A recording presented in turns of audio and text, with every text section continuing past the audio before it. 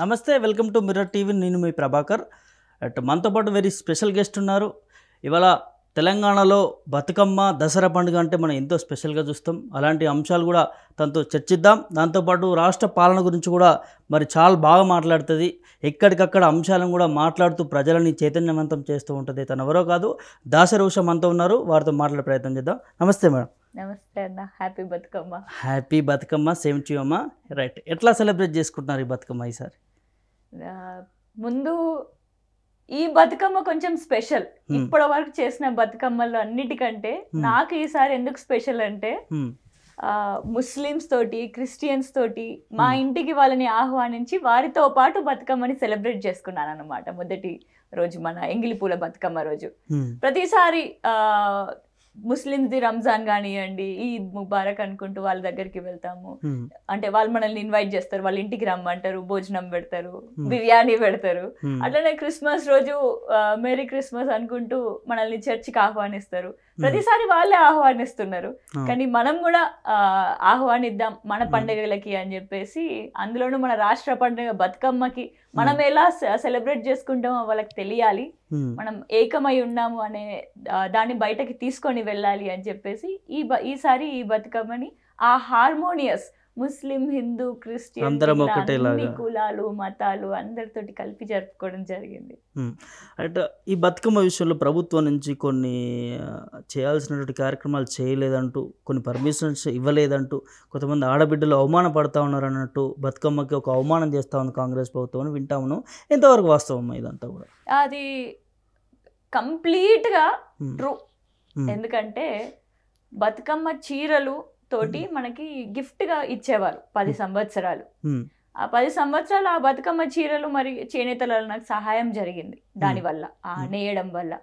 Starting లో మనకి suitability లేకపోతే చేనేత కార్మికుల దగ్గర నుంచి మనకి చేనేత అన్నలకి మనం ఇయ్యకపోతే స్టార్టింగ్ లో కొన్ని సంవత్సరాలు సూరత్ నుంచి కూడా తెచ్చుకున్నాం. కానీ అయినప్పటికీ కూడా కానుక ఆగద్దు అని చెప్పేసి మన రాష్ట్ర పండుగ బతుకమ్మ కాబట్టి బీఆర్ఎస్ హయాంలో ఆ విధంగా జరిగింది.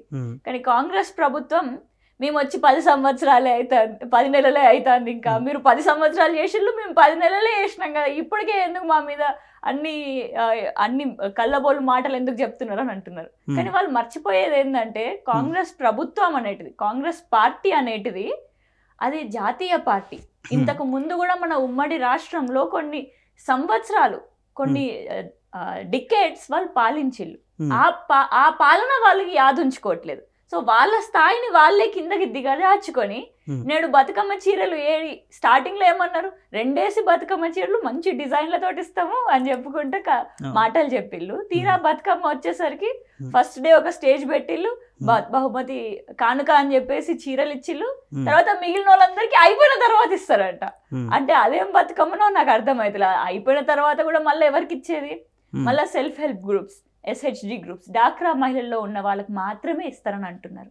అంటే ఇప్పుడు లోన్లు తీసుకొని ఆ SHG గ్రూప్లో ఉండి ఒకప్పుడు లోన్లు తీసుకొని ఆ లోన్లు పేమెంట్ చేయకుండా బయటకు వెళ్ళిపోయిన మహిళలు కూడా ఉంటారు. వాళ్ళు ఎందుకు పే చేయలేకపోయారు? పైసలు లేకనే కదా పే చేయలేదు. మరి అట్లాంటి మహిళలకి, అంటే పేదరికంలో ఉండే మహిళలకి ఎందుకు ఇస్తలేరు? ఇప్పుడు SHG గ్రూప్ అసలు కొంతమంది లోన్లు కూడా తీసుకోరు, ఎందుకు అప్పుల బాధ అని చెప్పేసి లోన్లు తీసుకొని మహిళలు ఉంటారు. ఎందుకంటే వాళ్ళకి రూపాయి అప్పు చేస్తే వాళ్ళకి అది భయం. అంత పేదరికంలో ఉన్న వాళ్ళు ఉంటారు. ఆ రూపాయి అప్పెందుకు, ఆ 200 కూలీ తీసుకుని ఆ 200 తోటే మనం సర్దుకుందాము అని చెప్పి ఆలోచించే మహిళలు కూడా ఉంటారు. అంటే అంత పేదరికంలో ఉండే మహిళలకి కానుకలు ఎందుకు దక్కుతలేవు? నేడు బతుకమ్మ కానుక అంటే ఓన్లీ కొందరికి మాత్రమే పరిమితం అవుతుంది.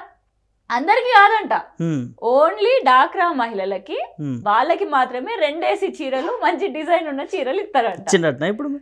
ఇంకొకటి అది కూడా తర్వాత వల్ల ప్లేట్లు, అంటే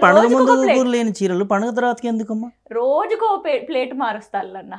ఇప్పుడు ఏమంటారు, SHG గ్రూప్ లో వాళ్ళకి వాళ్ళే డిజైన్లు వేసుకుంటారు, వాళ్ళకే కాంట్రాక్ట్లు ఇస్తామని అంటున్నారు. అసలు కాంట్రాక్ట్లు గ్రూప్ మహిళలకి ఇస్తాను అని చెప్పేసి అసలు ఇప్పటి వరకు కాంట్రాక్ట్ పత్తా ఏంది, వాళ్ళకి ఎంతమందికి పైసలు వచ్చినాయి, ఎంతమందికి రాలేదు, అసలు ఈ ఇన్ఫర్మేషన్ ఎక్కడా కూడా దొరుకుతలేదు. మరి ఎవరు కాంట్రాక్టర్లు? నేనైతే పెద్దపల్లి నియోజకవర్గంలో ఒక్క మహిళా గ్రూప్ కి కూడా మాకు కాంట్రాక్ట్ వచ్చింది బిడ్డ అని చెప్పిన వాళ్ళు ఎవరు కూడా నాకు లేదు. ఎందుకు అవమానం? ఎందుకు మరి ఆడబిడ్డలకి అందరికి మంచిది అయిపోతుంది కదా చీరలు ఏందో ఇచ్చేసి ఉంటే? తెలంగాణ అనేది నిజంగా వాళ్ళ రక్తంలో ఉంటే చేస్తారన్న. ఆ భావాజాలం లేకనే నేడు తెలంగాణని అమ్మేసే రోజులు వస్తానే. ఇప్పుడు మూసీ నది మనం చూస్తూనే ఉన్నాం, మన కళ్ళ ముందే. ఏం చేస్తారు, 1,50,000 కోట్లు అని చెప్పేస్తున్నారు. మెయిన్ హార్ట్ కంపెనీకి ఇస్తున్నాం కన్సల్టెంట్ గా అని చెప్పేసి అన్నారు. ఆ మెయిన్ హార్ట్ కంపెనీ ఎక్కడి నుంచి వస్తుంది అసలు? అది ఒక ఫ్రాడ్ కంపెనీ. ఇప్పటి వరకు ఎన్నో ఫ్రాడులెంట్ చార్జెస్ ఉన్నాయి. పాకిస్తానీ ఫైనాన్షియల్ ఏజెన్సీ కూడా వీళ్ళపైన ఇది ఒక ఫ్రాడ్ కంపెనీ, ఇది ఇంకా ఎగవేతో ఉన్నది, we are searching for those company managers for that company people అని చెప్పేసి అంటున్నారు. అట్లాంటి బకాయిలు ఉన్న వాళ్ళని తీసుకొచ్చి వాళ్ళకి ఇస్తున్నారు అని అంటే మన తెలంగాణని ఎవరి చేతుల్లో పెడదాం అనుకుంటున్నారో మీరు ఆలోచించండి.